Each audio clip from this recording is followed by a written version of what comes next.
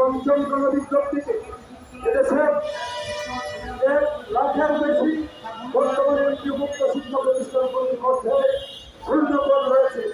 মাত্র সুপরিষ্কৃত হয়েছে 19,985 জন। এই কম বেতনের কারণে এই 19,985 জনের সকল শিক্ষকরা যোগদান করবে না। যদি শূন্য পদগুলি খালি থাকে, এই খালি পদগুলিতে ম্যানেজিং কমিটির নেতৃবৃন্দ তারা তাদের আত্মীয় স্বজনকে বার্তায় নিয়োগ দিয়ে এদেশের শিক্ষা ব্যবস্থাকে ধ্বংস করছে। ন্যূনতম যদি পত্রিকা থাকতো, আমার এই তরুণ বন্ধুরা, আমরা যারা বয়স্ক, আমরাও আমাদের নিজ জেলায় গিয়ে, নিজ উপজেলায় গিয়ে নিজের বাড়িতে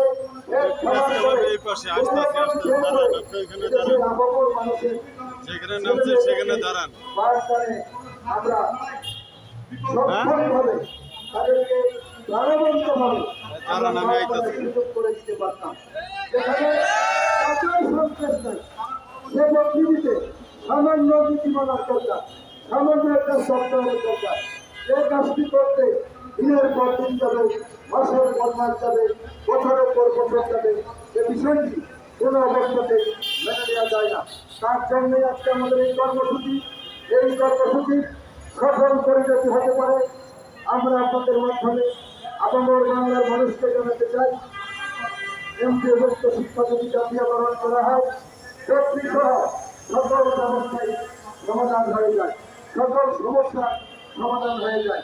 প্রিয় বন্ধুরা আমার, প্রিয় সাংবাদিক বন্ধুরা আমার, আপনারাই বিবেচনা করেন। প্রেসিডেন্ট এরশাদ এক একটা উপজেলায় একটি করে স্কুল, একটি করে কলেজ জাতীয়করণ করার ব্যবস্থা নিলেন। আপনারা জানেন যে প্রত্যেকটা উপজেলা হেডকোয়ার্টারে কারা বাস করে? ধনাঢ্য শ্রেণীর মানুষগুলো উপজেলা হেডকোয়ার্টারে বাস করে। এই ধনাঢ্য শ্রেণীর মানুষগুলো উপজেলা হেডকোয়ার্টারে বাস করে 10 থেকে 25 টাকা করে স্কুল থেকে কলেজে লেখাপড়া করে। ঢাকার শহর থেকে গ্রামাঞ্চল পর্যন্ত ষষ্ঠ শ্রেণীর বেতন 200 টাকার নিচে বর্তমান প্রেক্ষাপটে কোথাও নাই।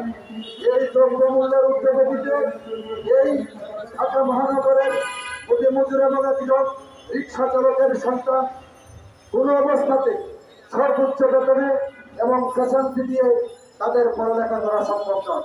সরকার নাকি জনগণের কল্যাণে কাজ করে, সার্বজনীন জনগণের কল্যাণে কাজ করে। তো যদি উপজেলা লেভেলে, মহানগরে স্কুল সরকারিকরণ করা হয়, তাহলে লাভবান হচ্ছে মানুষের